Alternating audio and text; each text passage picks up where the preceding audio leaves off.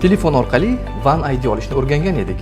Endi One ID dan foydalanib chet elda ishlashga ariza berib ko'ramiz. Xorijda ish.uz saytiga kirib, davlatni va ishni tanlaymiz. Masalan, men Germaniyani tanladim, u yerda haydovchilik qilmoqchiman. Ish topish tugmasini bosamiz.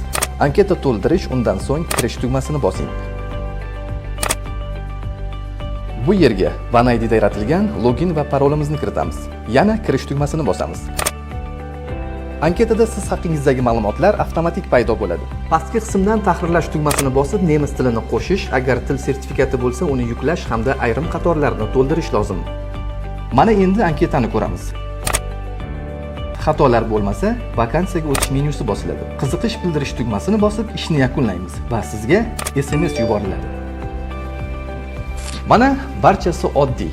Xorijda ish.uz saytiga kiring, o'zingizga mos ish o'rinlarini tanlang va biz orqali chet elga qonuniy va xavfsiz ishlashga boring.